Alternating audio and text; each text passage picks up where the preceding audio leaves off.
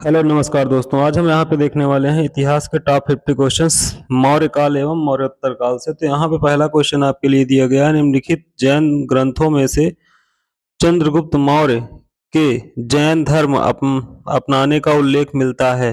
गोमतसार में, अंग में, परिशिष्ट पर्ण में, उपांग में। तो यहाँ पे इसका राइट आंसर क्या हो जाएगा? इसका राइट आंसर हो जाएगा परिशिष्ट पर्वन में। अगले क्वेश्चन में आपसे पूछा गया है कि चंद्रगुप्त मौर्य ने किस स्थान पर चंद्रगुप्त मौर्य ने किस स्थान पर संलेखना विधि से 43 दिनों में जीवन का अंत कर दिया था? मगध, कालिंग, स्वर्णबेलगोला, बोधगया। तो यहाँ पे इसका राइट आंसर क्या हो जाएगा? यहाँ पे इसका राइट आंसर हो जाएगा श्रवणबेलगोला। चलिए अगले क्वेश्चन में बढ़ते हैं। अगले क्वेश्चन में पूछा है बिंदुसार का पुत्र कौन था? अशोक, चंद्रगुप्त, बिंदुसार, अजातशत्रु। तो यहाँ पे इसका राइट आंसर क्या हो जाएगा? इसका राइट आंसर हो जाएगा अशोक, ऑप्शन नंबर ए। अगले क्वेश्चन में पूछा है किस मौर्य शासक को अमित्रघात के नाम से जाना जाता है? चंद्रगुप्त मौर्य, बिंदुसार, अशोक, दशरथ। तो यहाँ पे इसका राइट आंसर क्या हो जाएगा? तो यहाँ पे इसका राइट आंसर हो जाएगा ऑप्शन नंबर बी, बिंदुसार। चलिए अगले क्वेश्चन की ओर बढ़ते हैं। कह रहा है कि बिंदुसार के शासन काल में अशोक ने अवंती महाजनपद जीतकर मौर्य साम्राज्य में मिला दिया था। इसका उल्लेख क्या था? बुद्धघोष की सामंत पाशदायिका, कौटिल्य का अर्थशास्त्र, पाणिनि का अष्टाध्यायी, पतंजलि का महाभाष्य। तो यहाँ पे इसका राइट आंसर हो जाएगा, वो हो जाएगा बुद्धघोष की सामंत पाशदिका। अगले क्वेश्चन में आपसे पूछा है बिंदुसार के शासनकाल में कहाँ पर अशांति फैली थी? कुशीनगर, मगध, विक्रमशिला, तक्षशिला। तो यहाँ पे इसका राइट आंसर हो जाएगा आपका तक्षशिला, ऑप्शन नंबर डी। अगले क्वेश्चन में आपसे पूछा गया है डायनोसियस नामक राजदूत किस मौर्य शासक के काल में आया था? अशोक, बिंदुसार, कुणाल, दशरथ। यहाँ पे इसका राइट आंसर हो जाएगा, वो हो जाएगा बिंदुसार। अगले क्वेश्चन में आपसे पूछा गया है निम्नलिखित में से किसकी जानकारी अशोक के शिलालेखों से मिलती है? जीवन वृत्त, आंतरिक नीति, विदेश नीति, सभी विकल्प सही हैं।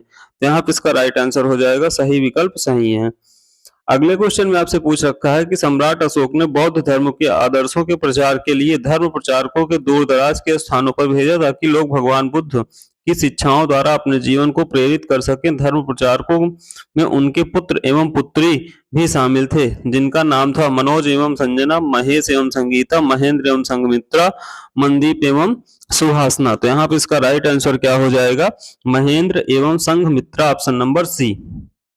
अगले क्वेश्चन में आपसे पूछा गया है मध्य प्रदेश में भगवान बुद्ध के सम्मान में सम्राट अशोक द्वारा बनवाया गया बौद्ध स्मारक है उसको क्या कहते हैं? धामक स्तूप, बविकोंडा स्तूप, महाबोधि स्तूप, सांची स्तूप। तो यहाँ पे इसका राइट आंसर हो जाएगा, वो हो जाएगा आपका सांची स्तूप, ऑप्शन नंबर डी। अगले क्वेश्चन में पूछा है अशोक के प्राचीनतम प्राप्त अभिलेख निम्नलिखित में से किस लिपि में लिखे गए थे?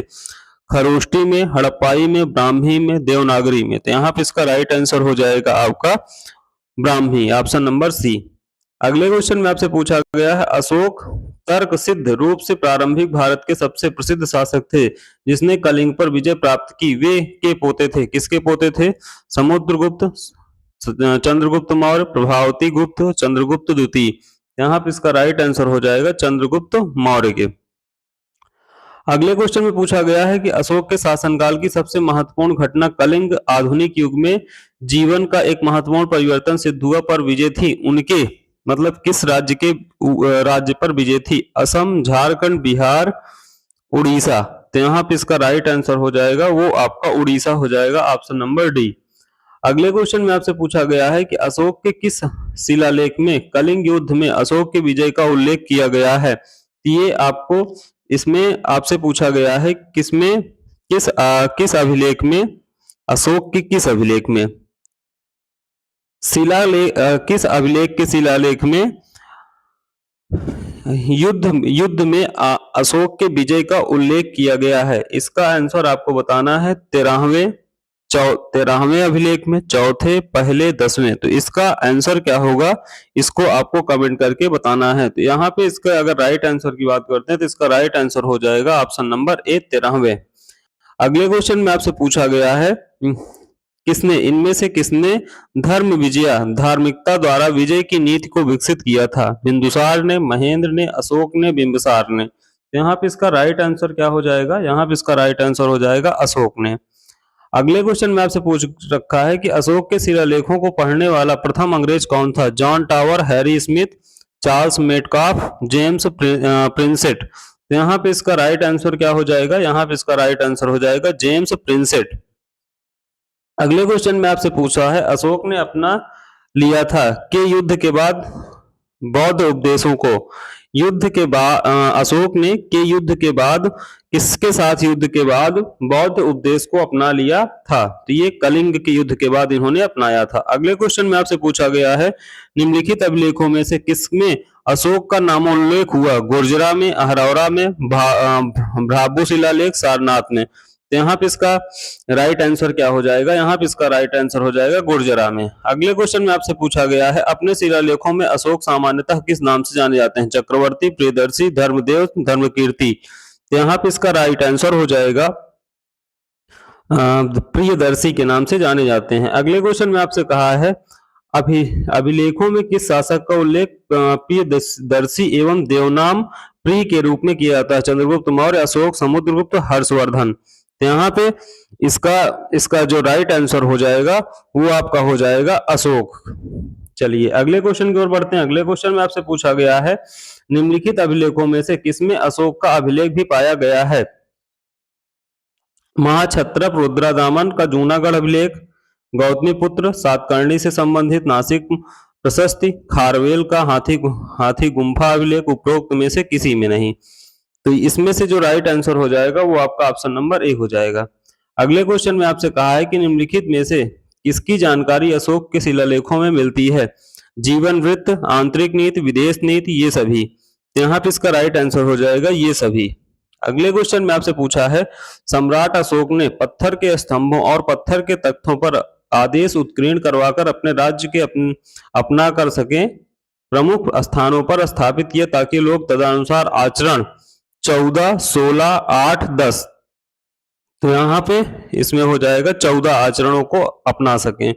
इसके बाद अगले क्वेश्चन में प्रसिद्ध कलिंग युद्ध ने सम्राट अशोक को युद्ध छोड़ने और बौद्ध धर्म को अपनाने के लिए प्रेरित किया था। यह युद्ध उड़ीसा में कब लड़ा गया? 261 बीसी, 262 बीसी, 260, 264 बीसी। तो ये युद्ध कब लड़ा गया था? तो ये युद्ध आपका 261 बीसी में लड़ा गया था। अगले क्वेश्चन में आपसे पूछ रखा है निम्नलिखित में से कौन से राजा संघमित्रा एवं महेंद्र वर्मन के बीच में हुआ था? मतलब कि निम्नलिखित में से इसमें आपसे पूछा गया है निम्नलिखित में से कौन से राजा संघमित्रा और महेंद्र वर्मन के पिता थे? मतलब इनके पिता कौन थे? तो इनके दोनों के पिता के बारे में पूछा गया है। तो इनके पिता आपके अशोक थे, ऑप्शन नंबर सी। इसमें ऑप्शन बिंबिसार है, कृष्णदेव राय है, अशोक है, कनिष्क। तो इसका राइट आंसर हो जाएगा अशोक।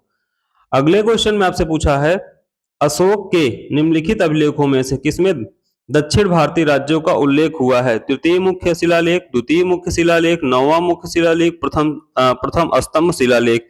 यहाँ पे इसका राइट आंसर हो जाएगा वो आपका यहाँ पे इसका राइट आंसर हो जाएगा द्वितीय मुख्य शिलालेख।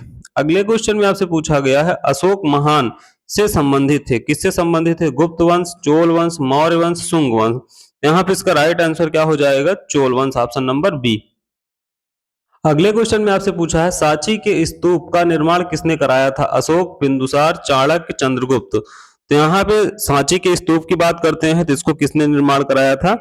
इसको निर्माण कराया था अशोक ने।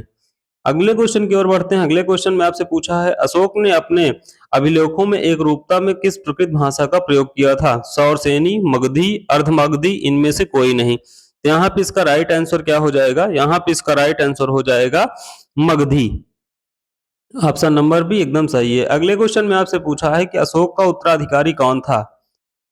कालाशोक, कुणाल, राहुल, महेंद्र। तो यहाँ पे इसका राइट आंसर क्या हो जाएगा?